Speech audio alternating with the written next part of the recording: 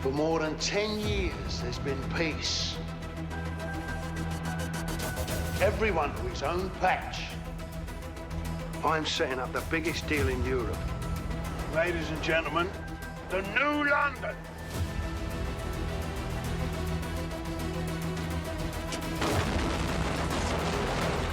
Well, now there's been an eruption. This is personal. Who's got it in for me? I want the man who knows.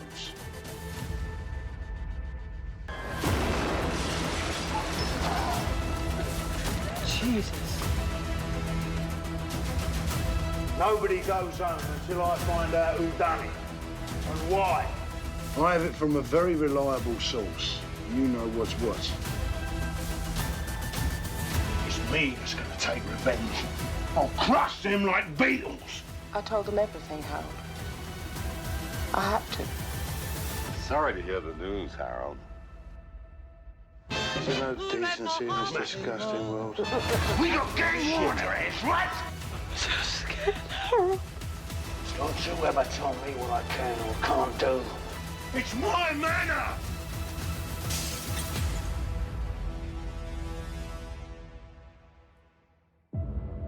I run London.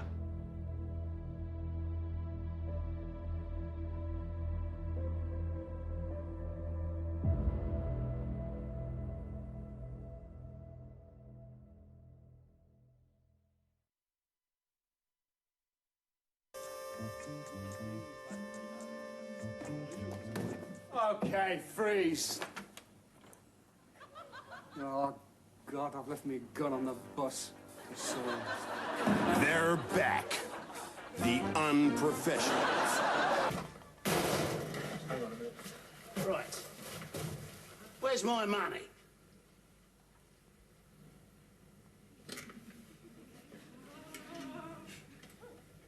The payment's not due until next Easter, Bob. Next Easter. Next Easter.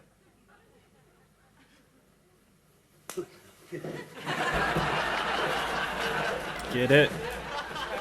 It was the wrong Good Friday. Okay, now everybody, in case you want to know who's in the movie, pay attention.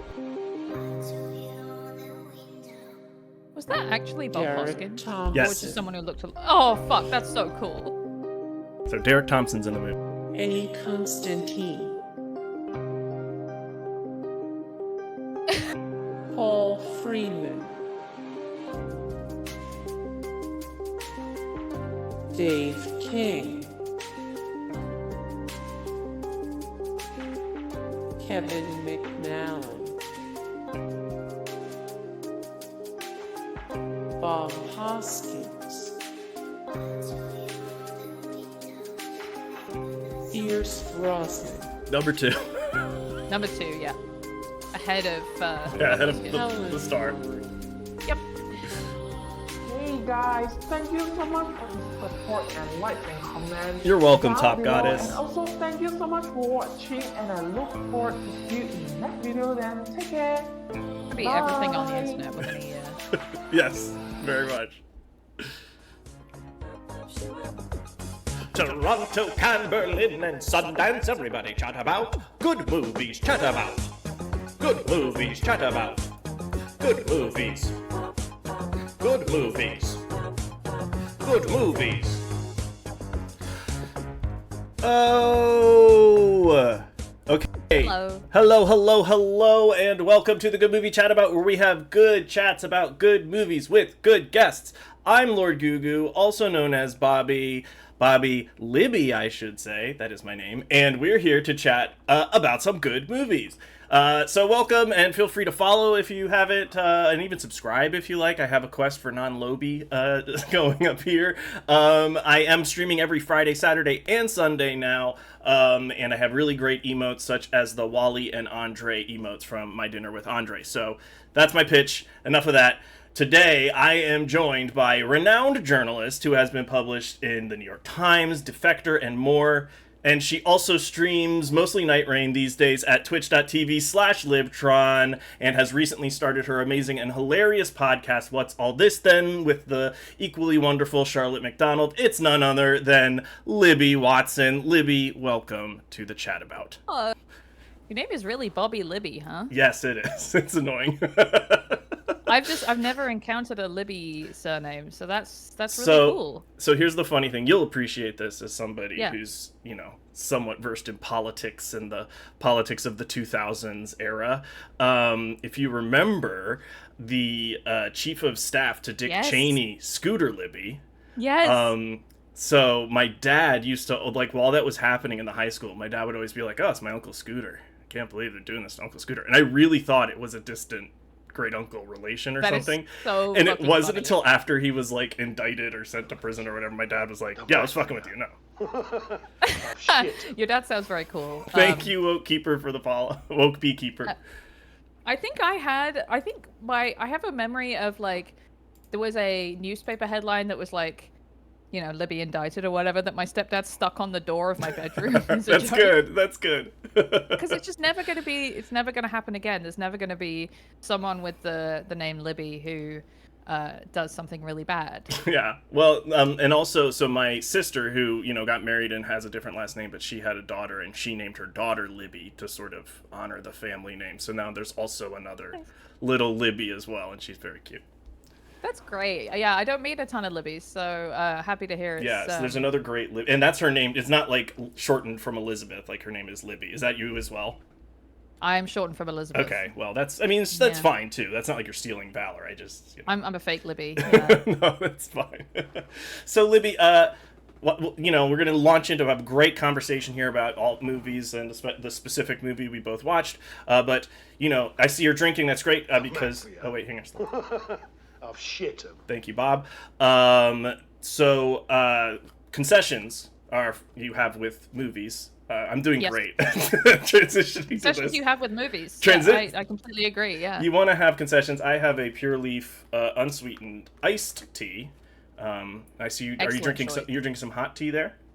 I am, yes, but I do have to commend you on that choice because I often find myself needing a tea when I'm out in public, but living in California, it's never cold enough that I want a hot tea, but also I just never get a hot tea when I'm out, maybe at a restaurant, but the regular, like a Starbucks hot tea or a coffee bean or whatever, I just don't want it because I know it's not going to be good. Right. So if I need tea for caffeine when I'm out, I will get an unsweetened iced tea, often from if it's like a gas station or whatever, right. That's the brand I go for because it is strong enough for me. Yeah, and so this is a recent change. This is an odyssey, an ongoing storyline on the stream that about a month or two ago now at this point. It's been a while now. I've given up sugary beverages, which was tough for me. I was like a big soda guy. Oh. And so, but I have switched very easily to Coke Zero, and specifically Orange Cream Coke Zero, my number one. Oh, wow. It's really good. But that was, I've also, I liked unsweetened iced tea, and so now I'm drinking it all the time. And so I had, my lovely wife, Trables. Hey, everybody, shout out Trables' recent art about Dead Blossom Jessie. If you haven't seen it, go look at Trables' Blue Sky. She did some, and DBJ retweeted it if you want to see it. I just want to shout her out. But the ones where DBJ was a penis at McDonald's? No, she was not one of the ADEF ones because she was busy right. Finishing up her art of him as the guy on the rocks looking out at the ocean. Oh, I have seen this. Yes. Yeah, really, really cool. Yeah, famous painting. Yes. Wanderer. Yeah. So that was her next in the series after Jessie petting the Stefan dog. That was a portrait night.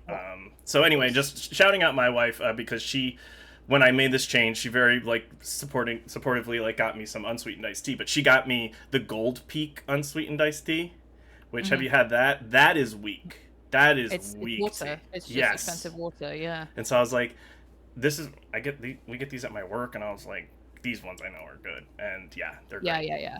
Yeah. I have, as you might imagine, have quite strong opinions about which teas to get and where and stuff. So, I support that wholeheartedly. I even have a special thing that I do. If I get an iced tea at Starbucks, I ask them to make it with no water, which stops it from being too weak. Yeah, and that's real. I worked at Starbucks for 6 months in college, and now I'm an expert for the rest of my life. Of course you are. Yeah, you know about all the secret menu hacks where you can ask someone to make you something absolutely disgusting with 8 times as much coffee and sugar in it as it's supposed to have. I actually just did the math, and it was 18 years ago. I was working, Wow. A full adult human ago that I was Yeah. that I worked there. So Yeah, I'm I sure should- there've been a few changes. I'm getting there in terms of how long it's been since I started college, and I won't be thinking about that anymore. Thank you. Yeah, so I'm much. sorry. I'm sorry I brought it there. So, No problem. Libby, I don't know when you watched the movie we're going to talk about, but if it might have been you might have just watched it or something. But what was the last movie that you watched that wasn't that? Yeah, I did watch it last night. Okay. The last. No, that's movie actually a lot I better. watched- Usually people are like, I just finished watching it. Like Yeah, a minute I did ago. consider watching it this morning, but Charlotte and I were recording an episode, Okay. so that would have been pretty mental. I wonder, does Plex have like a watch history? Because otherwise, I am not going to remember what the last movie See, that's I watched what. was. See, and that's where Letterbox comes in for me. That's where Letterbox comes in. Yeah, no, so Just to true, log so them all. true. But then you Yeah, also have to remember to do it because actually, so earlier this week I couldn't sleep and I watched the entirety. You'll appreciate this. I watched the entirety of Alan Partridge, the movie, Yeah. which is wonderful, and so, but it was like at night. My wife was already in bed, and so today, as I'm like, okay, I'm gonna get ready for the stream. Then I come out and that's what she's put on as well, and I was like, this is just funny that we just like both separately watched this That's for so our, nice, though. our comfort movie. But I realized I forgot to log that on Letterboxd, which is rare for me these days. I've like really gotten in the hot habit. I feel like I don't have enough to say about most movies to. I think if I did a Letterboxd, it would have to be one where it's just an excuse to make jokes. Which Are I don't often need another- annoying. My Yeah. stance is it's annoying unless I do it. Is my official stance. Yeah, absolutely, 100%. I just texted my husband to ask if he could remind me what the last movie we watched together was, and he said it was called The Long Good Friday. So he is so Very he's helpful. so Thank you, Lewis. Very funny. helpful, hubby. Thank you, Lewis. Always Thank you, helpful. Lewis. Really, really good. I Um, mean, he's much more of a movie head than me. Like, we just went to England and came back, and he watches movies like the whole flight there, the whole flight back. He'll just chain watch movies on the plane, and I'm not really a plane movie watcher. I will do it sometimes. I did on the way back from our Christmas trip to Massachusetts, where his family's from. I got really sick. I got norovirus, and I wasn't totally better by the time we were coming home. And so I watched Home Alone on the plane, and it made me cry. Well, you're also more emotional up there. Yeah. Completely. Like, yeah, Yeah. that's a common thing. I wasn't a big movies on planes guy, but I think it was just like the nature of the technology was too easy to watch. At a certain point, it's like, well, I'll just download the movie on my phone. I'll watch it on my phone. Right. And one of my favorite things that I first watched on a plane was the first time I watched Citizen Kane was on my phone on the plane. I think that's one of the ones that Lewis, when he was in college, watched like a lot of movies on his laptop. There are a lot of movies he has seen like on his like mattress on the floor on his laptop that he doesn't really remember. Okay. No. I have now a list of recent movies that Great. we watched from my. Apparently, Lewis is just my memory now. It's kind of got the Rolodex. unsettling. I think probably the last one we watched was Stop Making Sense. shit. Oh man, wonderful. Which fucking rocks. was that your Lewis has first been- watch? Yeah. Wow. Really, That's- really good. No, that's an amazing first watch. It's actually one of my favorite movies when I find out somebody hasn't seen it and I can like Yeah. put it on for them. Both because it's also like a great movie to have on like at a gathering with some people because it's music. I mean, like you can talk over, you can talk and Absolutely. just watch it, but it's so incredible. Yeah. So I love music movies, dude. We one of the benefits of living in LA is you get a lot of cool screenings here, and there was one. I think it might even have been 2 years ago now. It was at the Academy Theatre, and we watched. It was a screening of Penelope Spheris's unreleased movie called "They Sold Their Souls for Rock and Roll." We sold our souls for rock and roll. Because she Yeah. also did the Decline and Fall of Western Civilization or whatever, the documentaries about the different like punk and then metal and the different subcultures. That's right. And I guess she's friends with Sharon Osbourne, and thus ended up making a documentary about Ozfest. And it was never released, I think, because of licensing stuff. But it was a great movie to see in the theater, like a really, really good theater with a really good sound system, because it was fucking loud as hell, and it was all of this new metal stuff that I kind of secretly like. And it was just like footage of the music, which was awesome, and then interviews with these new metal guys who were saying usually one of two things, like, you know, I adore Ozzy Osbourne, like he's like such an idol or whatever, and then it would have a clip of him being like, forgot to have me bloody tea, like just because this was pre the Osbournes, so it was really like, yeah, I guess the character hadn't been quite put through an extruder yet. Yeah, right. But he's very charming and funny, I have to say. Or it was like, it would be an interview with Rob Zombie and like full, Rob Zombie get up and makeup, him just being like, yeah, I'm just so tired. Like, we've been on the road for a long time. And I was telling Ozzy's kid, like, make sure, stay in school and all that stuff. And it's so fucking funny because it's like all of these insanely, like, all of the effort that goes to projecting this image of you being super hardcore and metal and like, like the makeup and all the theatrics of it. And then they're just guys. They're just guys. Yeah. It's also funny that he was talking to Jack or Kelly Osbourne before they became reality stars. Yeah, absolutely. It was like, it was like footage of him kind of like, razzing Jack Osbourne or whatever. It was really funny. So yeah, if you ever get a chance to see that, I think it is on Vimeo as well, but it's definitely one where like, if there happens to be a screening, that's a really good one. So that was very cool. And then I think before that we saw Vertigo in theaters here. What'd you think of that? I thought it was really good. I was pissed off because it was afflicted by the apparently new thing of Gen Z people in the audience laughing at things that are not meant to be funny. Right. Well, that are like dated or something, like dated attitudes. Yeah, definitely that. But like, laughing at the moments where fucking, Jimmy Stewart's going crazy and like, being a controlling boyfriend and like saying crazy stuff, and they're laughing at it, and it's like, you're not meant to be, I don't know what it is. There's some kind of psychological thing where people are not used to watching, movies without their phones, and they feel awkward and stuff, so they laugh. Or that's how they watch the movie at home. It's like there's such a blurring of what are movie theater movies, what are movie at home movies, including like when it's a re-release or something like that. It's like, well, this is a movie that maybe I've already watched at home, or like I could have watched at home. So it's like that behavior line gets blurry, and that's the same thing with people on their phones and all that type of shit. It's like all because they're those, and our TVs are flat screen, huge TVs. So it's like that has also started to get, or we have projectors even that are easy to get. So it's like, it's become easier to make the theater experience at home. And then like I don't know if that's related, but that's my theory.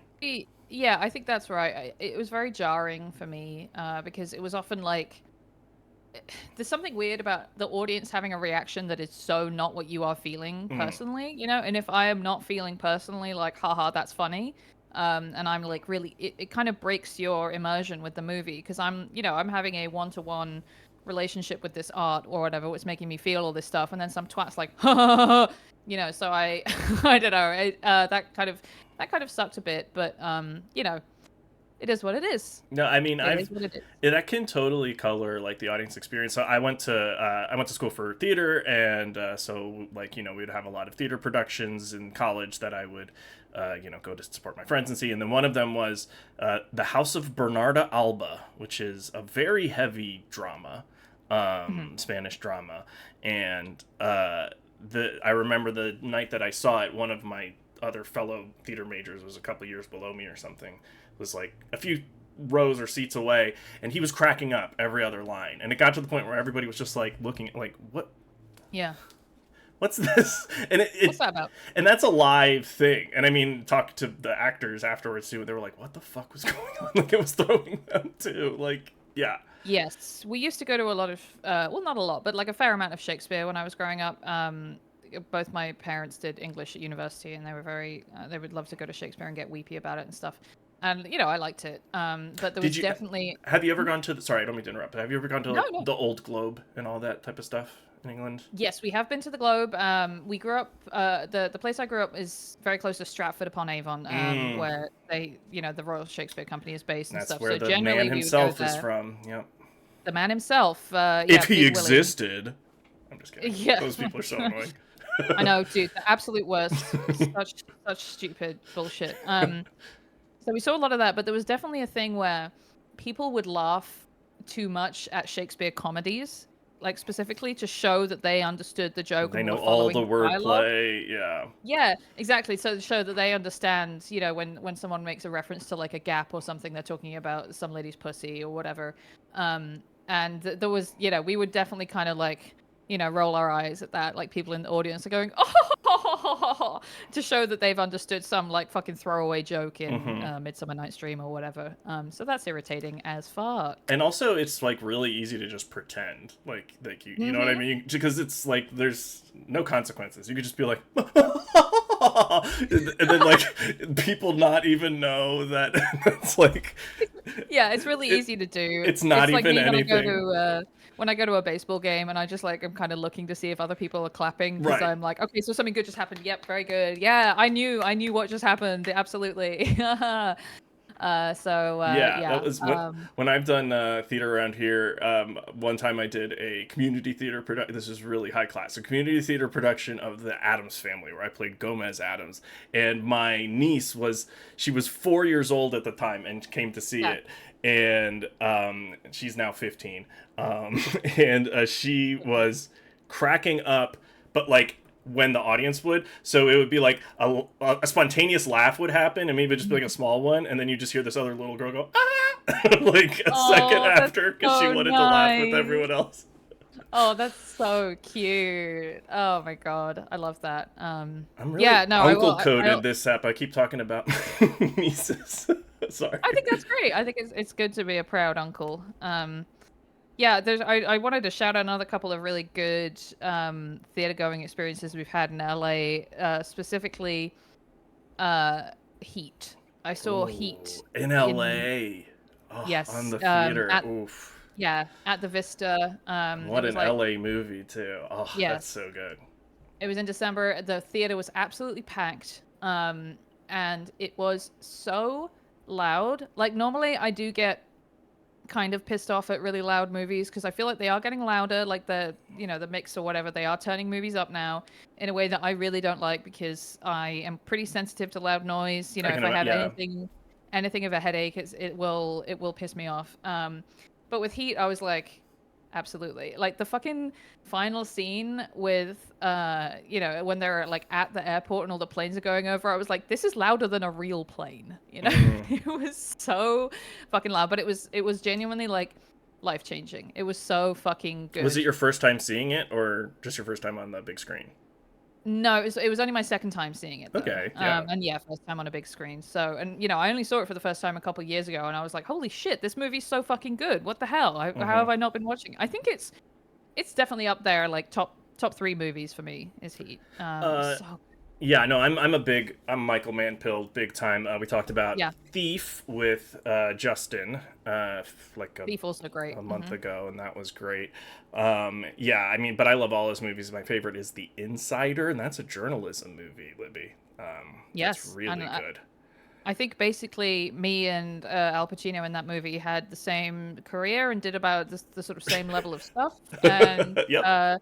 I mean, obviously, like, I think Al would, like, look at my post for Splinter, like, look at this freaking stupid thing that the Orange Cheeto just said and be like, oh, I wish I could have done that. But no, that's a fucking great movie. Really, I bet you Lowell Bergman, the character, real guy, would totally follow your like dinner party guide. He would read absolutely. it and have a really good party and invite over Jeffrey Wigand. Because they seem to really get along. That's actually my favorite part of the movie is that they seem to like not like each other, but they have to work together. Yeah, for sure. Yeah. Anyway, so those are the movies that you've watched. Are there movies that you're looking forward to watching, either like in the theaters or like, in your movie watching, or maybe, I mean, again, Abby Travels will sympathize here that she's often just on she's like, what's Bobby gonna put on, and I'm going to watch that. So maybe it's Lewis also that's making some of the calls for what's being watched. But do you have any like viewing that you're looking forward to doing? I mean, honestly, in a way, I think that would be nice because we tend to do a lot of the, well, what do you want to watch? Well, what do you want to watch stuff? And I, especially since I started the podcast, I'm finding that my mental capacity for, like, good stuff is very limited. And I just want to put on a YouTube video about Night Rain and let my brain just be a flat line because it's really hard to be funny. It really takes a lot of creative energy out of you, and a lot of like good brain stuff. And I feel like I just want it to be just like a low hum a lot of the time. So, but Lewis is a big movie guy. He's actually been watching the movies and like documentaries that the Documentary Now episodes are based on, and then watching which is how we ended up watching Stop Making Sense. Oh, neat. Yeah. So I am not sure what we have left there. But I really enjoyed. Sorry. No. Finish your thought.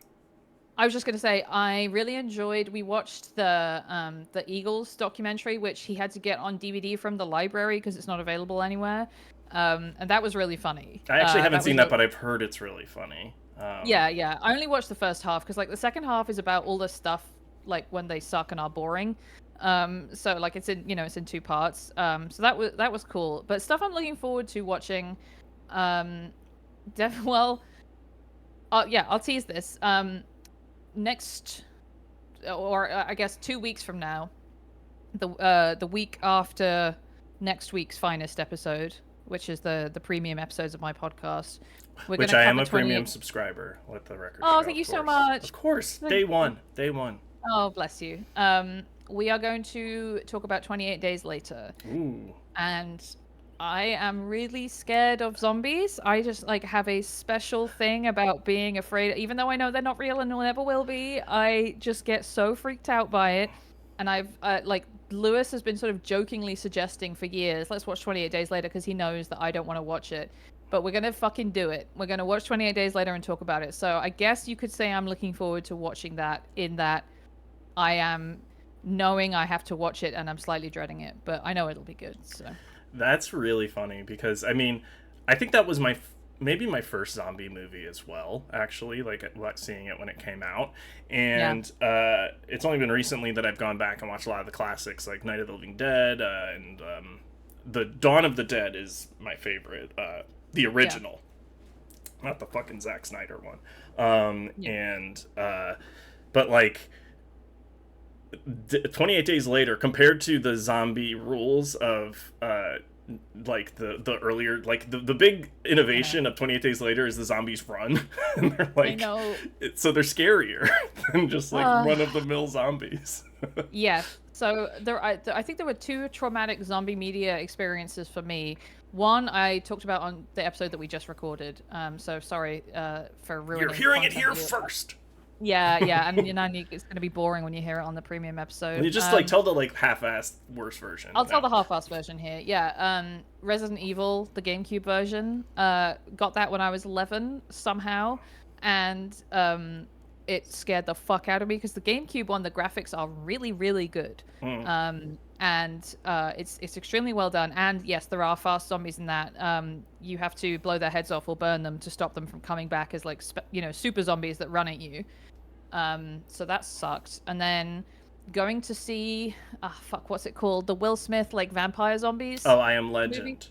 I Am Legend. Saw that in theaters when I was on a migraine medication that made me even more anxious than I normally am. It scared the fuck out of me. Thanks for the follow, Technodrome. Thank you. It just scared me so much. And then I genuinely was unsettled for like a month after that. It was a very bad period for me mental health wise, and I think it just kind of made a space in my brain, a bad space. But I am kind of hoping that by taking control of it and saying I'm going to watch a zombie movie, and I'm going to do it, and I'm going to be scared, but it'll be okay. Maybe I will cure myself of this utterly humiliating terror that I have. Yeah, I mean, I remember as a kid and through like middle school, I was always really afraid of like any roller coaster, like anything at all, like higher than the most kiddie coaster. And then one day it was I was a freshman in high school. My brother was a senior, but like he had already finished his classes but hadn't graduated. He was in like that time, and he had me skip school with him, and like a couple of his friends, and like my older cousin was in town too, and they all went to the amusement park, and they were all going on the roller coaster rides, and I was like, well, I am too. And it's like I'm on the way there, and I'm just like, I'm getting on every single one, and I had a great time, and it was ever since then I've loved roller coasters. But like, I hope you have a similar experience with the zombies. I am manifesting this for you. I also need to do this with roller coasters. I've never been on a roller coaster. Oh, wow. And we do not live far enough away from Universal Studios to make it make sense that we haven't been since we moved here. Especially knowing your love for the Mario universe as well, specifically. And those are all like baby rides too that they have in there, I think, basically. I could do some baby rides for sure. And there's also Simpsons World. Oh, yes. And who knows how much longer they'll keep it there, because it almost doesn't make sense for it to be there now, since they're owned by Disney and they're at Universal Studios. Yeah. So I gotta go. Yeah. I mean, obviously school is out at the moment, so it's not a good time to go. But I really want to go. Like, once school's back in session, I'm gonna make Lewis take a day off and go to Universal with me. I believe Luke. I don't know if he still does, but when I met Luke, he had like the year-long pass to Universal, which I think is so fun. It's really funny because one of my favorite podcasts is Podcast The Ride, which is their the LA comedians talking about amusement parks. So I know all these, like, I'm like, well, the Universal Pass isn't that bad. The Disney one's ridiculous, but I'm like, I shouldn't know this. Why do I know this? Oh, that's so good. I love that. All right. Well, Libby, let's get into this movie. I actually, before we start talking about it, I have a quiz for you. So the movie was not originally called The Long Good Friday when it was written. Which of these, oh no, what did I just do? Which of these is the real original title? A, Irish Goodbye. B, Shan's Last Stand. C, Hands Across the Ocean. Or D, The Paddy Factor. God damn, these are all so good. Did you write the fake ones? Yeah. Because those are really good. Those are excellent, real or fakes. God, Irish Goodbye is so funny. I'm gonna say it's Shan's Last Stand. So it is in fact D, The Paddy Factor. Is that real? Yes. The Paddy Factor? I watched last night. They have a 55-minute making of documentary with that they made in 2005. So most all of them were still alive, and the original producer is still bitter that they didn't go with the title The Paddy Factor. He's because the director was I don't like that. And his point, I mean, well, first of all, it's stupid. And and secondly, his point was, and it's right, is it's kind of a surprise in the movie when you find out it's the IRA that's involved. Yeah. And it's why would you give that away? Yeah. It's 2/3 of the way through the movie, and it's really not about that. That's why I thought it would be Shan's Last Stand, because it's that makes sense. So much a psychological insight into this man. I was really proud of myself when I thought of Irish Goodbye. Irish Goodbye is excellent, and I'm a big fan of it also as a concept. So. Oh yeah, same. That's one of my favorite moves, for sure. Yeah, for sure. So Libby, we watched 1980's The Long Good Friday, starring Bob Hoskins and Helen Mirren. You watched it last night. What was your overall feeling on the movie? I fucking loved it. I thought it was great. Really, really enjoyed it. I feel kind of stupid because that's basically as much insight as I have into it. I mean, obviously, there's so much that's great about it. I mean, Bob Hoskins, he's just magnetic, right? You're watching the movie and he doesn't show up for 10, 15 minutes or whatever, and you're just watching all this parade of weird looking. The beginning of the movie is so inscrutable. It's great. Yeah. No, I was what is happening? Yeah, who are all these fucking guys? They all look the same, ugly British guys. There's briefcases being handed off, but from who to where? What's going on? Yeah, people are being shot. No one is saying anything. There's no dialogue. Guys are trying to do some gay pickups, which is great, but why, where, what? And then there's Pierce Brosnan. And then there's Pierce Brosnan. Exactly. Yeah. No, it fucking rocks. I will say that the first thing, the very very first thing that happens is that theme song starts, and that theme song is completely ruined for me by being the song from the Joe Pesci with his head on fire YouTube video. Do you know about this? No, I don't know that. Oh my god, this was one of my favorite Hang on. like silly YouTube videos from, I mean, getting on close to 20 years ago now. It's okay. Wait, I'm Yes, fine. 18 years ago is the original one, but hang on, let's see if I can find this because it's so good. Oh wait, no, this is just the clip from Home Alone that I found. Yeah. Yeah, this is the one. I'm gonna put it in our Okay. chat here. Yes, 18 years ago. Man, it does not have as many views as it should. It's so fucking funny. Oh, why would you open an Edge? Sorry. Why would you open an Edge? You're edging me. All right, hang on. Nice, Mr. Hayden Tank. That's really good. I mean, you know, Pub Quiz question, what was Pierce Brosnan's first movie? This is Pierce Brosnan's first movie. Yeah. He looks so young. I need to look up how old He was 25. 25? God, I would have guessed 20. He looks so young. So that was all. He's also interviewed for the documentary, the 55-minute making of, and it's funny because he's kind of like bemused to be there because he's like, yeah, that was my first job. I did 2 days. They like told me what I was doing. The first day was like the stabbing the guy and getting picked up or whatever. He like he got the job like a couple days before they shot it. He like went to the swimming place and they filmed it, and then they filmed the end of the movie, which here we talk about the whole movie. You don't have to worry about going sequentially or spoiling anything. And the end of the movie, when you know they have Bob Hoskins captured in the car and they're driving away and he's in the front seat pointing the gun at him. He never met Bob Hoskins. They were never on the set in the same day. There was a cameraman in the back, basically, and they were driving around with him just pointing his gun and just looking like kind of like full of himself. And that was all. That's so funny. Then he was done. And he's like, and in the making of, Pierce Brosnan goes, I'm just happy that I've like made something of myself like after this movie as well, so I could be here talking about this because you wouldn't talk to me if I hadn't done this. Like, I would have just been like that guy. It would have been a big deal. Yeah. God. And it wasn't Bob Hoskins' first movie, but it was his first like starring role in a movie. And he had mostly done TV. I guess the TV show Pennies from Heaven was his like first big. It was like the late 70s, and it was a sort of big deal. I think it might have been like a crime drama-ish type of thing as well.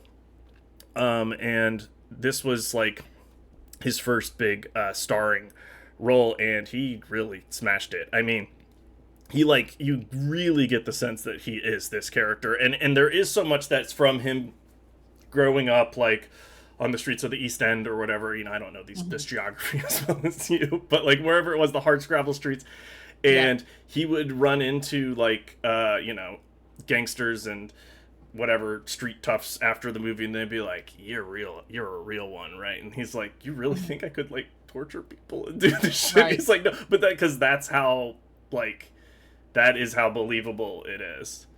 100%. I felt very stupid after I watched it. I texted Brendan James, who is a huge movie guy, and I was like, is it stupid of me to think that there's like a lot of The Sopranos in here just because it's another Bob movie? And he said no, so I'll say that that's right. But I do see some of the Bob Hoskins role in Tony Soprano because of some just like, well, first of all, I feel like there's a couple of illusions almost in The Sopranos, like the whole confronting who he thinks the rat is on the boat reminded me of you know, Big Pussy yeah. Yeah. And there was another thing. Oh yeah, that scene where they're in the black neighborhood and he's driving past in the car saying, this used to be a proper place. The casual ingrained racism that's just in his person. Yeah, he's a very racist guy. Yeah, and that exactly happens in The Sopranos. There's that exact scene in The Sopranos where Tony's driving around and he's like, you know, this used to be a nice Italian neighborhood and now it's all fucked up. And it's like literally he's in the car driving through. I was like, that's in the fucking Sopranos. But there's also just something of like, and this is why I love the character so much. Like Bob Hoskins, he does such a good job of like that sort of completely pointless, like counterproductive, self-defeating violence. Which honestly, I was saying at the end of the movie is sort of like the end of Heat. You know, when Robert De Niro can't resist going and getting his revenge instead of just having this great life. If he just walked away, he could have had this great life with the hot lady and gotten away with it. But he can't. He can't resist getting revenge. He needs to win. Yeah. He needs to win, exactly. And it's not, you know, the whole movie it's been like, oh yeah, I'm this fucking, you know, calculating operator or whatever. Or in this movie, it's like, you know, we've got a big business operation here, you know, the corporation and all that stuff, you know, like we're going to be super rich. And then it's just, all it would have cost him was 60,000 quid to pay off the IRA, and that would be fine, but he can't do it. Right. He can't do it, you know? And it sort of reminded me, there was like some stances he had where he was just like, reminding me of Tony Soprano with that sort of like pig-headed, you know, like narcissism, I suppose. You know? Yeah.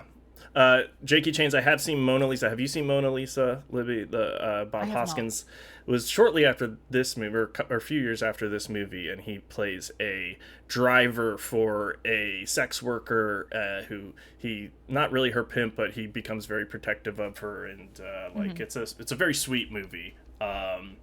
And he actually was nominated for an Oscar and a BAFTA and all that was for that movie. Wow. But I should say, Bob Hoskins is so goated. He is great in every movie he's ever in. I mean, obviously, Roger Rabbit, you know, Mermaids, Hook.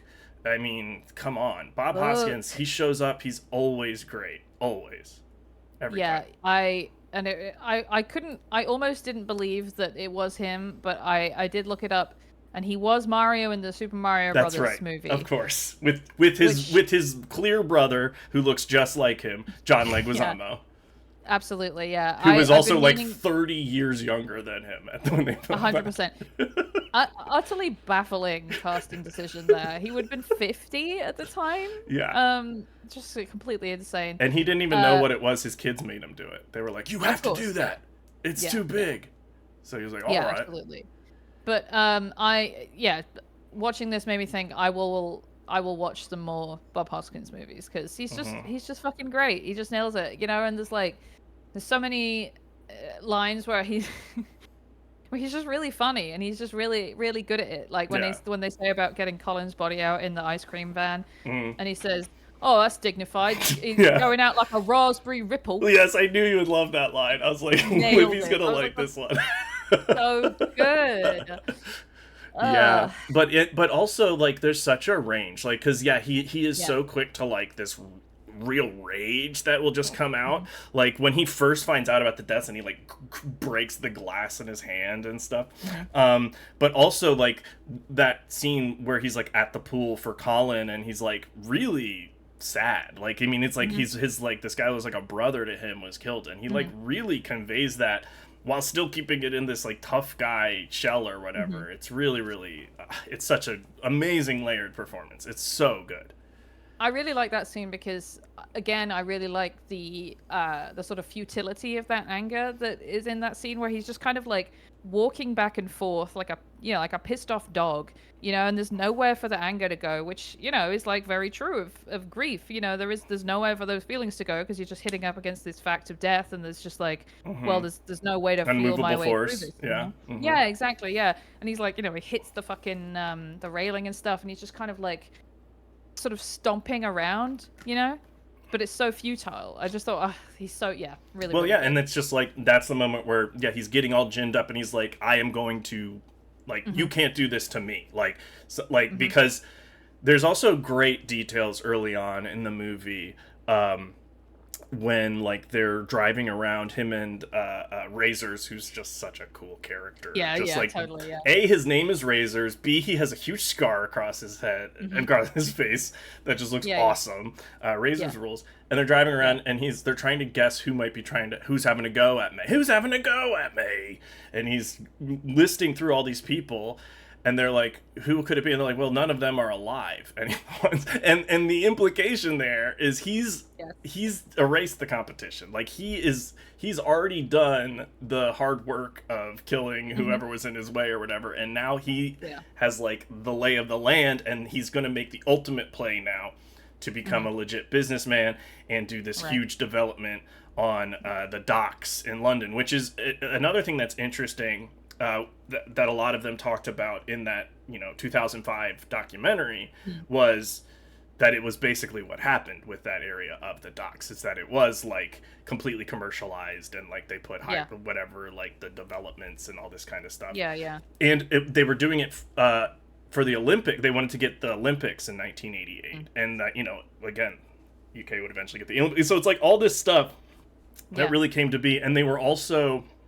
Because Harold's attitude, it was really meant to be a direct commentary on Thatcherism as well, because it was the idea that like if you get money, if your hustle's paying for yourself, then that's a virtue in and of itself. Like if you can make the money flow, then you're doing great, and just keep doing that.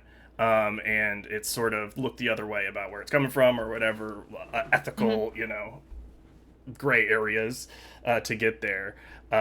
So he was really like this almost perverse like version of that sort of mindset. So when he's like giving that amazing speech on the yacht as the London Bridge is behind him, and it's so good. I watched a little featurette with the cinematographer about the restoration that he got to do for that scene, because it was like the light was kind of wrong when they filmed it on the day, but the director was like, no, Bob's killing it. Stop. No, we can't. He was like, he wanted to stop immediately, but it takes so long to set that up, because like you have a whole yacht boat, and they're like, like spaced out like exactly how long to how far away to be. So he's like, no, keep it going. And that like, they did a lot of like one take from what they were saying. And I think they might've done like the first take. Bob had just like killed it so much. And he was I don't want to do it again. And so he was able to go and like color correct it in like the 2010s when they did the like 4K release or whatever, and now it looks really, really good.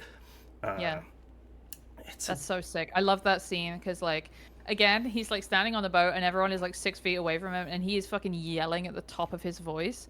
I really, really love that. He's just like, again, just like so unnecessarily aggressive, and the like machismo of it, like we're gonna be the future or whatever. And again, very Sopranos is like, just constantly complaining about the past being gone, like all there used to be ships docking here or whatever, and it's like, well, that's how you're making money now, is by getting rid of all of that, right?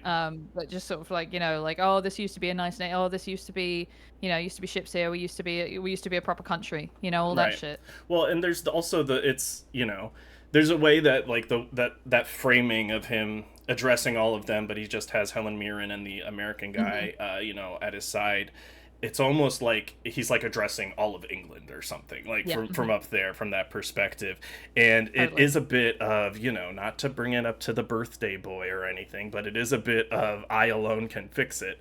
Right. Yes. And it's like you said, like the extreme narcissism and just the like, I am uniquely the one that has to be running things.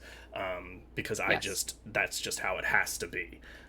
And he comes up against a very rude awakening in the form of several assassinations and bombings, including his mom's chauffeur, which is really fucked up. Like, basically, they were going to blow up his mom at church on Good Friday. The titular Good Friday that is long. That kind of threw me off, like, trying to like piece it together, like trying to like uncover the mystery in my head as the movie was going on. I was like, well, they tried to blow up his mom and they tried to blow him up at the pub, but they were such near misses each time. I'm like, it's almost like they didn't really want to kill him, because those are such insane things to do. Right. Yeah, and yeah, I mean, that might be right. Because, the end of this movie, spoiler alert, one of the great endings of any movie, of any crime movie, just a great, like, little surprise. Well, in the beginning, I'll say, before I go to the end, is I think that was very intentional on the director's part of, like, just disorienting you, of it being confusing to you, because it's like it is a mess, and it's almost the information that Harold, Bob Hoskins, has when he makes that amazing entrance in the airport, and he's like that whole sequence is so good. And like that's what he's coming into. So so it is like, why is this happening? Who are these people? Like, and you start to piece it together from his perspective. And then in the end, he gets taken by the IRA guys, what he thinks is like the car that's come to pick him up. He says, "Where's Victoria?" Who's Helen Mirren, and she's in another car where she's being taken away as well.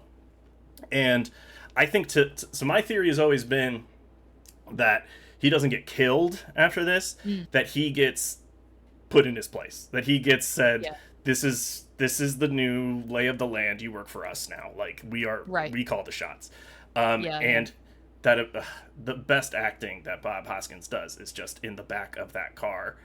Yes. And the way they filmed that. Okay, this was my favorite thing from the director talking in the making of was when they're driving, even when they're driving and it's Pierce Brosnan in the front, and they did that, the director's the one driving the car. And when they filmed Bob Hoskins' half of it, the director's driving and he's dictating what Harold's thoughts are as they're going. He's like, okay, now you're like, how am I going to get out of this? Like, blah, blah, blah, blah. And it's like, now it's dawning on you, you can't get out of it. Like, and he's like going step by step. And so that's like all, and you can just, and Bob Hoskins talks about, he's like, that's when I realized a camera can read your mind. It knows what you're thinking, ain't it? And like, it can read your thoughts. Oh, I love that. That's so good. Fuck. He's right, though. I mean, that's exactly how it feels. Like, I mean, the very few actors I feel like could really pull off, but he does in that very last, scene. Where, it is, like, totally clear, like, what is going through his head, and the kind of, like, back and forth of, like, I fucked up, but no, I'm still a hard man. I can do something, I can get out of this, or like, it was all for nothing, And then realizing he has no moves left. It's like, he's got no moves left, lost, like the actual having to admit to himself that he's lost is like the most devastating thing. And that's what, because we start from this place of like, he's at the pool or whatever, the sauna, and he's like just so ginned up that he's like, I need to win. And that you have to start from that high of like, and he tries everything. Like, he goes to every corner, he slices up all kinds of naked drug dealers, and like does everything he can to try to figure out who's having a go at him. Who's having a go at him? I texted Brendan while I was watching it. I was like, I need to clip who's having a go at me for my stream. I don't know what context I'll use it in. Who's having a go at me? Who's having a go at me? It's so good. I absolutely just cannot get enough of that accent, and the particular like delivery that he has. He's so good at it. I did wonder, I was like, I need to look up what London gangsters like were, because I feel like I have an understanding of like, the Italian mafia, obviously, because of the coverage of. I don't know anything about like London gangsters, or what they controlled, or how important they were, or like, do we still have them, that kind of stuff. Right. Well, I mean, obviously there's always crime, right? And especially in a big city, the bigger the city is, the more there's going to be crime. And then there's also the sort of gray area between a entrepreneur and a criminal at times, and especially in thinking of like London high finance and stuff now, I'm sure there's a lot of crime there. But I don't really know. I mean, I'm sure there was like it's a very international city, so I'm sure there's like whatever Italian and like different Spanish like gangs, like whatever's around. But I mean, the truth is that there aren't like a lot of the respect they got for this movie, like especially from like actual gangsters or people that fancy themselves as wannabe gangsters, was that it was a London, because there have been movies that are set in London that involve people that are like mobsters or gangsters or something, but it's not a gangster film. Like it's not about their criminal enterprise. Certainly like, you know, like Agatha Christie has like people that are gangsters or whatever that show up and stuff. But it's like I don't know. It's just a whole different kind of world that of course, but like, of course there's crime and to your point, that this isn't a world we hear about or like think about a lot as opposed to, you know, the Italian mafia or like the Yakuza or something like that. But it creates such a vivid world that it doesn't take long to be like, this is all fleshed out. Like, I know that this is all well defined in a great way. Yeah, absolutely. Yeah, I know. I really liked it because, again, it like gives you this sense of like just sort of how petty the operation really is. You know, like when they're talking about, you know, like you can't take on the IRA, it's like, yeah, you got like 10 guys, you know? Like you just got like one guy whose name is Razors and then, you know, a few lanky blokes with some, you know, some guns that they're not really allowed to use very much. Like it's not really, you know, it isn't the mafia, you know, it's just like you've just sort of staked out this corner of, you know, your domain or whatever and having these sort of delusions that it's, you've climbed to the top of this hill and you're like, this is the most important hill and I will protect my status with my life. Yeah, absolutely. Yeah. I did also really appreciate just how shitty the cop in it is. Yes.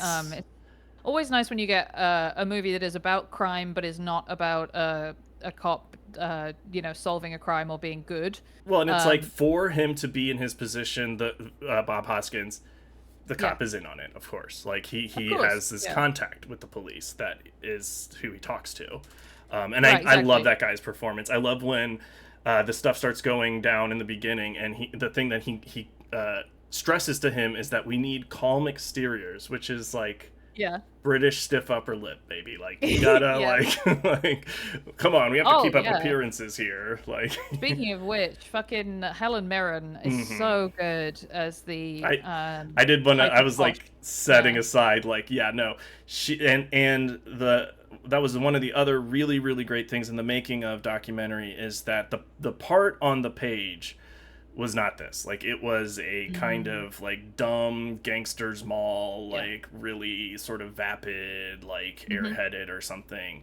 And before she signed on, she, like, talked to the director. She's like, well, I want to kind of, you know, make her a bit more than that. And he was like, yeah, of course. And then when they go to set, like, just a million other things had happened. Like, the part was not really changed. And so she was kind of, like, they were... on the day they were filming stuff, she was like, hey, what would, like, they would just talk and like be like, what if we did this and this instead? And so they like, that's how they made the decision to make her like way really high class. Like they have a line in the beginning about her playing you played hockey with her at Eton or whatever. And but she like really fought for the part to be like a lot more of an active participant in things, and she really is. Like she really, you get the sense that she's his partner in like a meaningful way besides just like they love each other. Totally. No, she is like absolutely, you know, part of the operation. Excuse me. Yes. It's 4 p.m. It's 4 p.m. It's tea time. It's tea time. Sorry. It's tea time. You fucker. I have tea that's going to be coming in here in a second. You have tea? Yeah, I have tea that's been prepared for me. Thank you. That's so nice. I got it. Thank you. Well, you got to tell me. It's in my Stephen Sondheim mug. That's so nice. You have to tell me what kind of tea, what brand, what your build is. It smells to be a kind of chai, I think. It's just very cinnamony. I adore a chai. I'm not just all about that Yorkshire Gold. I'll have a chai. I don't know the brand. It might be. It's one of two things, and either one might be bad. Cinnamon black tea. She says your wife is in the cinnamon. chat, Okay, cinnamon black tea. That's right. Oh, that's right. Sounds in that case, it is. Oh, it's Wegmans brand. Okay, that's better. I was afraid it was going to be Bigelow, which we do sometimes carry Bigelow. I'm ashamed to say. I would of course have just signed off the call immediately. The Wegmans brand is Wegmans brand. Everything is good. Yeah, I believe you. Yeah, if it's anything, basically anything other than English breakfast, I will accept whatever brand you want. It's when it comes to English breakfast, I won't drink it unless Unless it's good. I love English breakfast and Earl Grey like so much, like as flavor profiles as well. Like those are the proper good stuff. So, cheers! Yeah. Thank you again, Libby, for being on the stream. I'm sorry for the interruption, but I did have that bit planned that when it hit 4 p.m. it was tea time. So.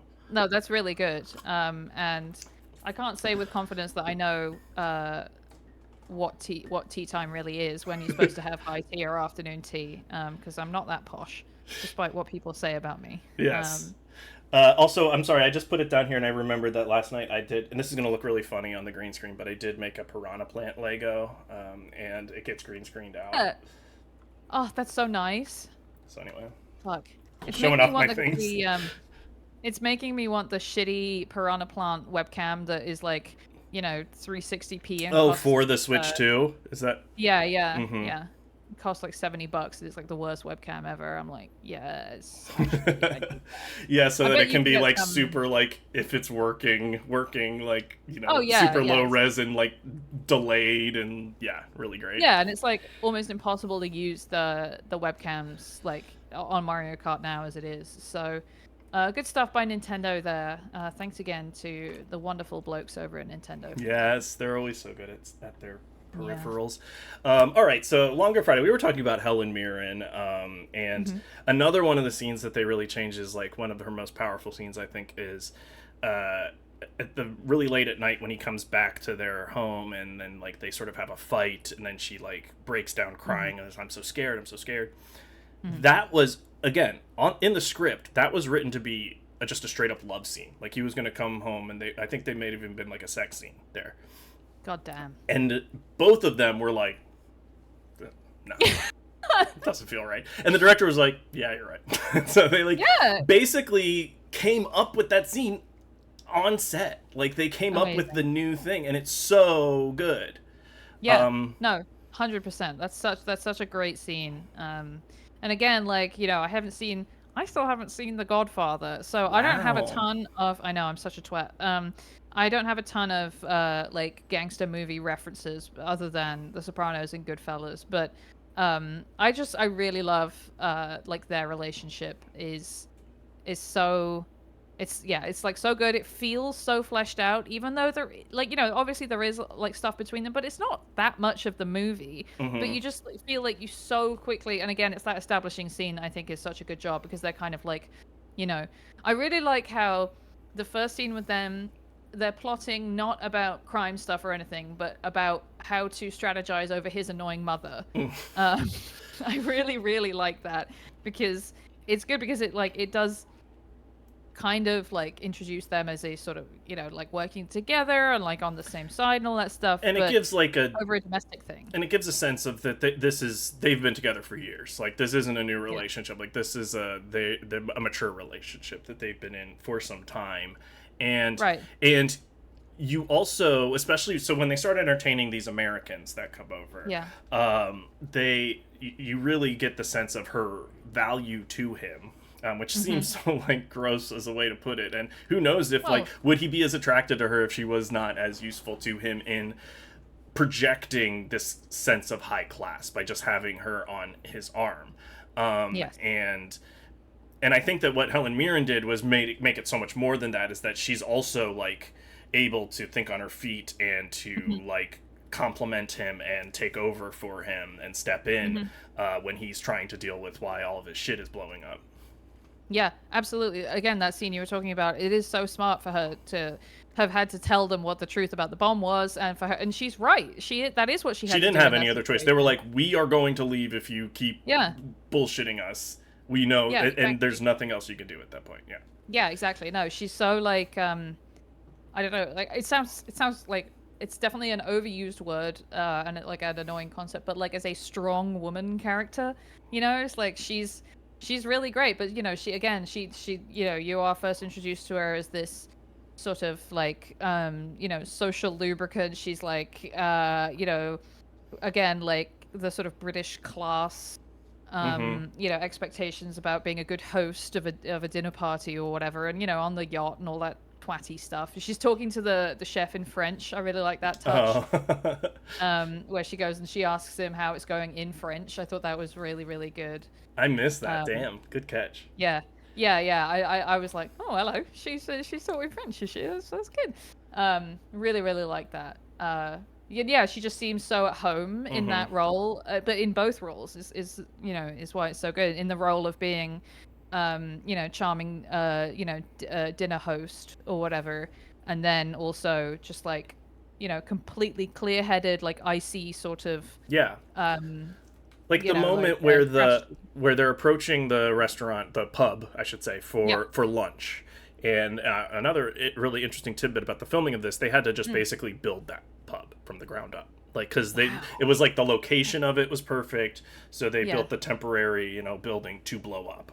And as they were filming it, Bob Hoskins is talking about how people kept coming up and trying to like order. And it's like, it's not a real pub, mate. And they like come in and like look around and see all the cameras and stuff, and they'd be like, yeah, it's not a working pub. And they'd be like, fuck off, and walk away. Oh, that's so fucking funny.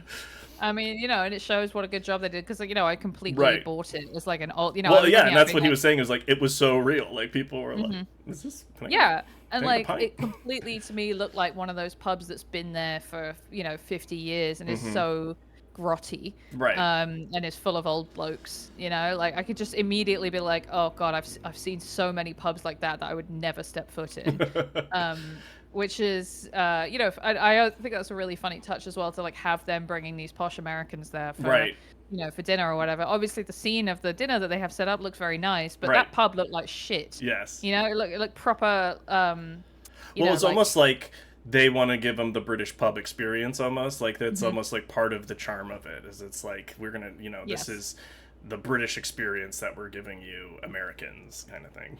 One of my favorite things to do, yeah. Yeah, and when it does just blow up literally in their faces as they're approaching it, that is another great moment I think where Helen Mirren is like right there with him, and she is like on her toes, like she is like, okay, what's the next step? What are we doing? It's like he's like freaked out, what the fuck's going on, and she is, I'm gonna take care of them. I'm gonna take them to dinner. Like let's strategize. I was like, let's go. And it's such a cool. Relationship. Another really great acting moment that was first take, according to the director, is after we haven't talked about Jeff yet, and Jeff is also kind of an interesting character because he's like a son to Harold. He's like his right hand man kind of guy who's just like going out and doing whatever, and he's always cool and just like confident, which starts to become more and more suspicious kind of. So it's like everybody else is freaking out and he's always like, I'm on the winning team, we're all right. It's like, what's your deal, dude?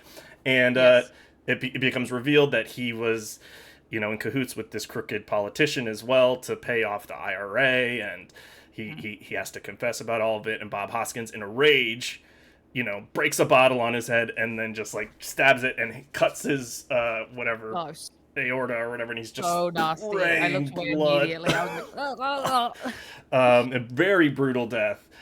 Which, and the way that Bob plays it is so good because you can see him immediately like, oh fuck, like and he holds him and he's like crying and he's so distraught, and right at that moment, Helen Mirren and Razors and some of the other guys are like approaching in a car, and as they're parking, you just hear his like anguished cry, and he comes out of the yacht and he's covered in blood, and it's like all a handheld tracking shot. And he like comes down, and they're like trying to. Helen Mirren's like trying to grab him to like hold him and like calm him down, and he just like is moving and she like falls to the ground like holding on to him, and then she like runs back around, and is like grabs him, and is like no stop, and is like trying to like collect him. All one take. They did it first take apparently, like, and it's just like so. I don't know. It's felt so real. It just like feels so raw and. Apparently just Bob and Helen just worked so good together, and they're very different actors in terms of their training. Oh, really? Interesting. Yeah, Helen Mirren is very much classical stage trained actress, like very, very from a young age. I think like that was her track, and she was always very successful. I think generally at it, because she's good. Hot take.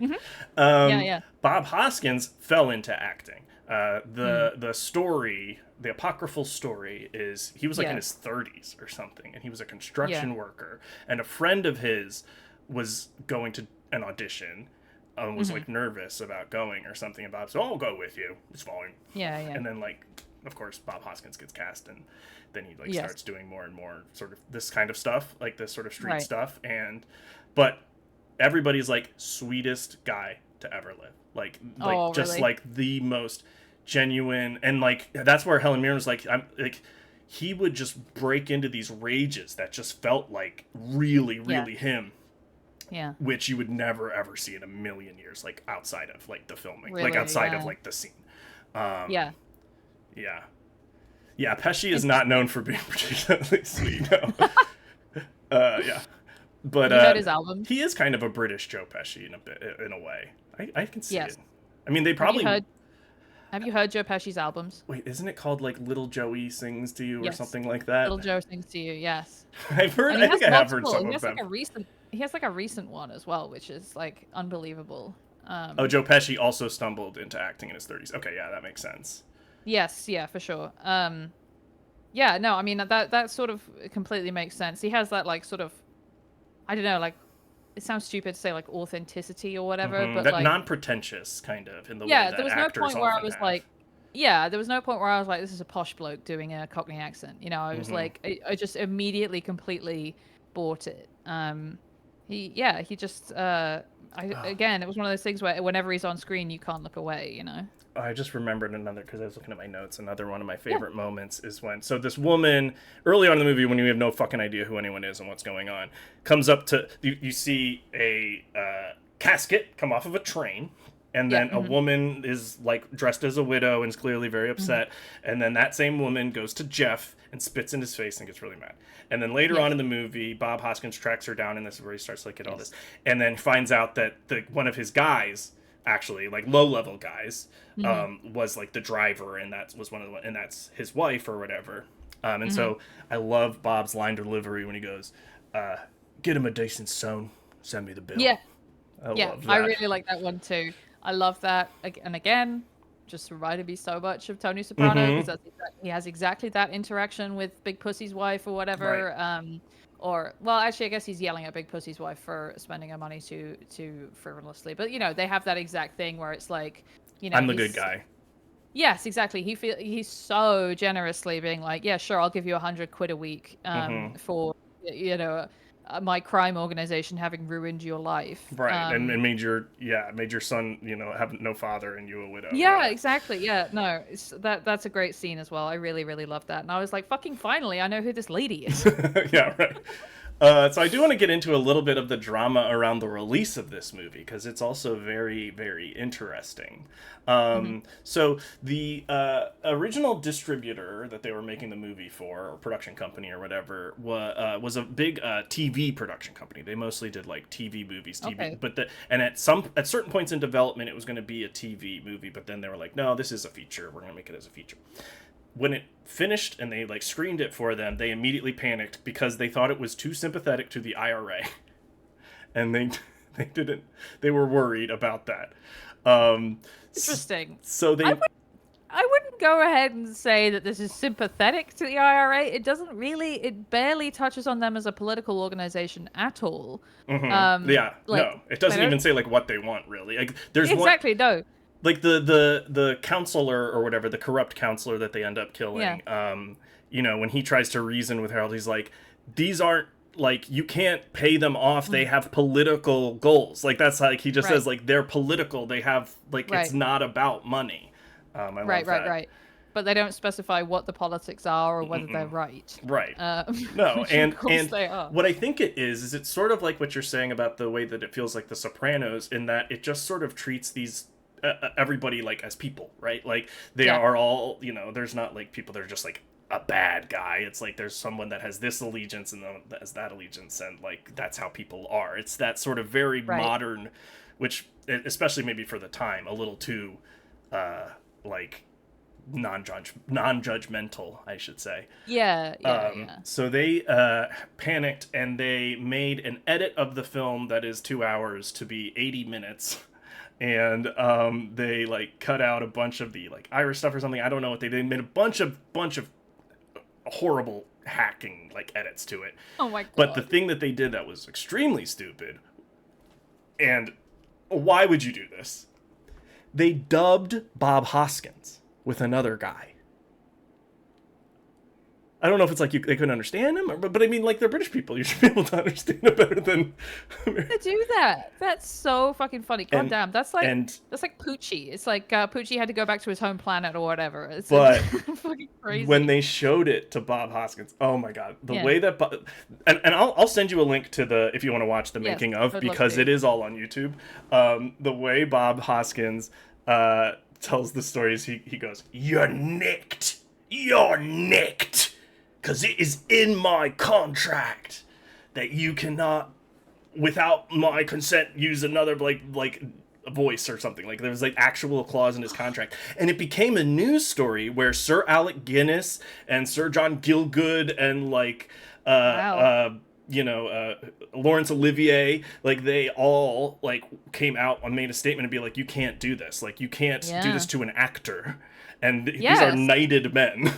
Very posh blokes. Yeah, so I mean, yeah. So basically they bought it back. The producer and the director, they purchased the rights themselves, and one of them, the director, I think, ran into Eric Idle at a party, the Monty Python guy, and he was starting a production company with George Harrison of the Beatles. Of the Beatles. Love the lads from Liverpool. And they stepped in, and they were starting this production company, Handmade Films, who would eventually go on to release Time Bandits and some other stuff, some cool movies. And this was their first movie that they released. Amazing. Like, truly insane to think that you could get away with doing that. Taking a performance like Bob Hoskins and having him be like, "Listen here, bruv, I'm the freaking crime guy. And let me tell you what," like, just an insane thing to do. Have like a posh guy's voice coming out of him or something. Like, what were they doing? Seriously, yeah, fucking hell. That is very, I mean, I think it was clearly a strange time. I see Dreddy in the chat mentioning Sinn Féin politicians being dubbed over on British media. I do remember that, like, not allowing them to broadcast the voice or face of Jerry Adams. I remember that being a thing. In case people thought they were too cool. Mm-hmm. Fucking good crazy. Reason. Very strange. Yeah, because they would have. Just like a really insane, like, reaction, I guess. I mean, obviously I was born in 1990, so I feel like I don't really remember. I do remember one time there being a, like, IRA bomb scare in the center of town when I was really little. I was like 5 or something, and that I don't remember anything else about it. So really, I have no memories of that period. Dreddy Badges in the chat is saying that the day-to-day sketch, Steve Coogan has to inhale helium as a Sinn Féin character to sound even sillier on TV. That's really good. It's so good. Have you seen speaking of Alan Partridge, the bit where from his, I don't remember which show it is, but where he has his Irish version of him on the show? Yes, and he plays him, and he sings the, "So come on, you black and tans." Yes. Like, and we'll kill them all. It's really, really fucking good. I love the mid-morning, whatever, the cable news, like, set one. Yeah, I mean, I love all the Alan Partridge iterations. Yeah, me too, yeah. Fuck, man. What an insane thing. I think that these, the British, they have made many great contributions to culture. I will say it. I will dap them up. The British. What are some of, just to maybe open it back up to all movies for a second, what are some of your favorite British movies, I should say? Ooh. Are there any that, like, are there any that are more known to British audiences or, like, a bigger deal in England that, like, we don't think about over here, or something that, like, maybe growing up or stuff like that? Maybe. I mean, look, I did watch, I will say I watched a lot of the Monty Python. I watched Holy Grail a ton when I was a kid. Yeah, same. I'm literally having to Google British movies now because I couldn't think of one off the top of my head. I fucking love Hot Fuzz. Hot Fuzz is really, really good. That's my favorite of those, those three. Yeah, absolutely. Really, really good. But I feel like I'm I'm definitely missing a lot of the big ones. Like I remember my mum absolutely fucking adored the movie Local Hero, Oh, which I've never seen. I think that's one I have on my watch list. Have you watched a lot of Mike Lee by chance, or any Mike Lee? No. Oh, you should watch some Mike Lee. My favorite Mike Lee. He's a bloke that did Secrets and Lies. His film from last year, Hard Truths, is really good, really funny, like really British, cutting, funny, but also then there's like just as much sadness underneath it too. It's really good. Yeah. And but my favorite movie of his is called Topsy Turvy, and that is about Gilbert and Sullivan. Writing and doing the original production of The Mikado, it's a very, very good movie. Stars Jim Broadbent as well. Oh, he's great. It's got Jim Broadbent. It's got Timothy Spall. It's got Andy Serkis as a flamboyantly gay choreographer, which is really funny. Love Andy Serkis. Yeah.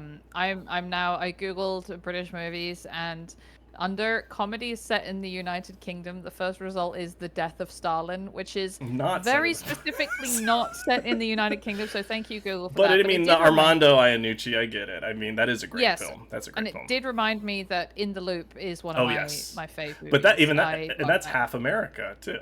Half of it takes place in America. I mean, and James Gandolfini, wonderful in that movie. God. Like Ken Loach. My mum loved Ken Loach. She used to cry about what's the movie with is it Kes? The Kes, little boy who has the She adored that. What about Nicholas Rogue? Little Don't Look Now, or The Man Who Fell to Earth with David Bowie. No. Oh, I tell you what I watched last year and I really liked is Children of Men. Oh yes, and that is very British. Even though it's Alfonso Cuarón, it's such a British movie. It is. It's got Michael Caine in it. Case closed. Yeah, 100%. Yeah, he's great in it. Really, really loved that movie. It was a hard watch because I think the thing that really scares me about zombie movies is the apocalypse more than anything else. I'm very frightened of the apocalypse, which is actually a real thing that could happen in a way that zombies aren't. And that movie was, I thought. Look, my one thing that I thought watching that movie was there's a scene where they're driving through the countryside and there's just a pile of dead cows that are on fire. And I thought that was such a good little touch.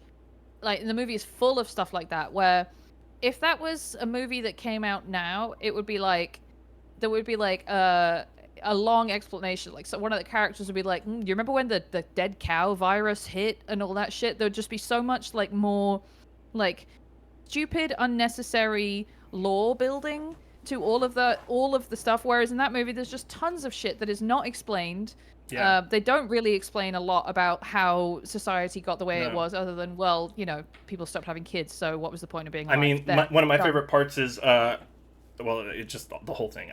That was one of my first favorite movies. Like, I saw that when it came out in 2007, and it has only gotten more timely. And to your point, like the apocalypse that's approaching us resembles what's in here very much. Yeah. And but one of my favorite details is he's getting on the bus, and there's a TV that's like giving a news update, and the opening intro of the news is like flashing to a bunch of different countries, like Jakarta, and then blah blah blah, and then it says New York, and there's a mushroom cloud that's just like New York and has been nuclear annihilated, whatever. And then it says only Britain soldiers on after all of these, and it's like just that right there, that like 3 seconds, like they just boom boom boom, just like really quick throw so much at you. And I love there's every corner of that movie, like the background of like the way the sort of culture of the people that are being like locked in these cages and things like that, like it's all so well considered. It's amazing. I adored it, and probably will never watch it again because it just made me feel so bad, but it was really just so well done. And again, that's something where I was like, they wouldn't let you make this now. Yeah, we're not even talking about reasons, just because they won't let you make good movies anymore. And we aren't even talking about the thing everybody talks about, that was just the long shots, those long unbroken shots. They are really cool. I'm glad people in the chat, Jakey and Triumph, have mentioned Powell and Pressburger. Have you ever watched any Powell and Pressburger films?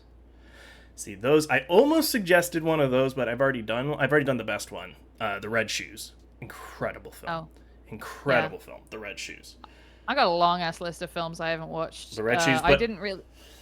The one I would have suggested would have been A Matter of Life and Death, which is about a British Royal Navy pilot that falls. He's supposed to fall to his death in World War II but he somehow survives because it was really bad weather and the angel that was supposed to find him couldn't find him. And when he's alive longer than he should be, he falls in love with an American communications officer woman. Oh, and it's David Niven as well. Oh, okay. And so it's a very and then it's so he actually eventually goes to heaven, and in heaven it's black and white, and then it's color on Earth, and it's beautiful, and there's so many cool visual tricks. That's the one I would have suggested because it's a lot about that sounds great.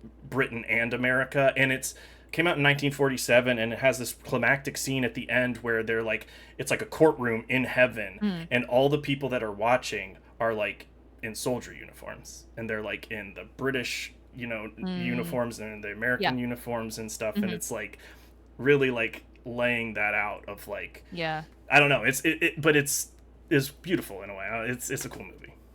Yeah, absolutely. I mean, that sounds great. I definitely like need to watch more old movies for sure. I watched Psycho for the first time last year. Great movie. And I felt again kind of stupid thinking like, damn, they actually knew how to make a movie back then, huh? Like they didn't, it wasn't all just because again, most of the old movies I've watched have been like Mystery Science Theater movies. So in my head, every movie made before like 1970 was just total dog shit. But it wasn't, obviously. No. There's tons and tons of good movies. Well, and that movie was very revolutionary at the time too. I mean, like that was itself like controversial because people are like, wait, what the hell? And it's such a cool movie, even knowing everybody knows the twist at this point. But yeah. When you're watching it, you do have the sense that you're like, oh, this was a really huge twist at the time. Yeah. Because it really seems like it's her movie. Yeah. And it's an interesting movie. Her movie is interesting, and then this whole other thing just sort of comes in. It's really great. So cool. I like to think. I mean, obviously, yeah. What I will say, if you liked Psycho, is my Abby and I watch a bunch of Hitchcock, and we like to say that Marnie is like if the Psycho of the original, the opening plot of Psycho with Janet Leigh, like if that was carried out through the whole thing. Okay. And that's that's sort of a hot take, maybe. Some people don't like Marnie. I think it's interesting because it's about a woman going crazy. No, that sounds great. I love a woman going crazy because women be going crazy. We do be going crazy if you don't stop us. Yeah, that's right. We're all one bad day away from it. And yes, Jakey, that is exactly what I had watching Psycho. It's like the number of like visual references to Psycho in The Simpsons is absolutely crazy. Like the bird, when Sideshow Bob is writing his plan to kill Bart, and he's in a room with a bunch of birds, like a bunch of stuffed birds on the wall. I just thought that was like, oh damn, he's in a scary room. And then I watched Psycho, and I'm like, oh fuck. Sunset Boulevard is a goated women going crazy movie. I will also shout out, and I came up with Slow Puke because it was one of her favorite movies. Whatever Happened to Baby Jane? A really fun old crazy ladies movie. Bette Davis, so good in that. It's so good. Yeah. But anyway, Libby, if you ever, I will just blanket offer. Oh my god, I'm so sweaty. just gotta look at my pit stains. Tell me about it. It's the streamer's curse. That's right. Doing this, and then everyone knows.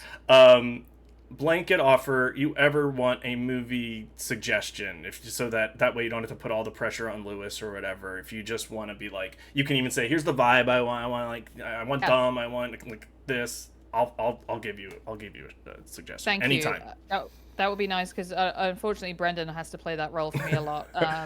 So it would be nice for give him a break from time to time. Yeah, give him a break for once. Yeah, exactly. Yeah, sometimes he's busy, and then I'm just like, fuck. I guess I'm gonna watch Uncle Buck. No, Uncle Buck rocks. That has one of my favorite jokes of all time in it. I can't remember what scene it was last night where Lewis referred to the bit in Uncle Buck where he drops a plate and it doesn't break. He picks it up and goes, huh. Unbreakable plates. and then hits it and it fucking smashes everywhere. It's one of my favorite jokes of all time. It's so good. He plays it so well. Oh god, it just makes me like, it's one of those jokes that's so good it makes me mad to think about coming up with that. That's so funny. I was watching old Siskel and Ebert episodes last night on stream, and I happened to watch one where they reviewed Uncle Buck. Really? And they gave it 2 thumbs down. Well, they're fucking wrong. They were expressing lots of hot takes. They were, I mean, you should have seen how mad Roger Ebert got about Wild at Heart. He was really going off. He was big mad about David Lynch in that era. He got over it. Okay. All right. Cool opinion, guy. Well, Well, You're so wrong. It's actually funny because he got really mad at Blue Velvet because he thought it was too like gross in its treatment of Isabella Rossellini specifically. Okay. Isabella Rossellini, who was in a relationship and then married to David Lynch while making that movie and loved making the movie. It didn't mind anything. But he was like, he was getting his, his fan or something. He was just on the fainting couch about how right. vulgar it was to her. And yeah, eventually he did come around to Lynch at Mulholland Drive. He did like Fair dues. Yeah. All right. So I forgive him. Libby, thank you so much for being here. Do you have anything you'd like to plug before we go?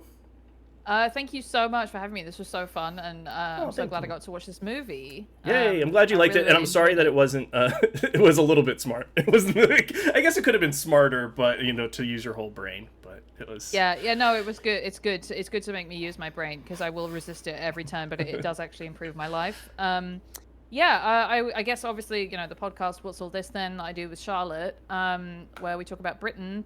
And yeah, specifically in a couple of weeks, we'll be doing a Patreon episode about 28 Days Later. So for movie fans, you want to make sure that you watch that for our new movie watching episode format. We're just, absolutely reaching new heights of podcasting where we say, what if we watch a movie and talk about it? Oh my God. That gives me an idea for a show. Well, yeah, definitely check out What's All This Then and your stream. I mean, we love Libby here on this stream. I am going to plug one thing that I am doing tomorrow night at 9 p.m. Eastern, 6 Pacific. I have my Sunday Night Scaries, and I've got a new format for it. I will be there just for the beginning, and then I will be channeling a presence. We'll see what takes over. But I have come upon some mystical tools that will allow me to channel the dead. So if you want to see what that's about, tune in tomorrow, Sunday at 9. I'd love to converse with the dead. Yes, it's a cool thing to do. So, Libby, thank you so much again for being here. I'm going to play the... Okay, I don't like the beeping at the beginning. I was just going to play... Oh, shit. Hey, thanks for the follow, Chugi Chatter 2. And I will say, if you want to find out the movie and guest for next week, tune in tomorrow night. Because next week we are going to do the Good Movie Chat About on Sunday night at 9, my Sunday night time. Great guest, great movie. Everybody's going to be really excited. So tune in tomorrow to find out who that is. And we'll see you all next time. Hopefully tomorrow or hopefully next week. All right. Goodbye. Oh. Woo, and we are rating Justin. Say hi Lovely. to Justin, everybody. Hooray, Justin. Oh wait, I need to click start raid. Yeah, you do have to do that. I do have to, and then it has to take the time. Yeah. Yep. Yep. Come on then. What's all this then? All right. What?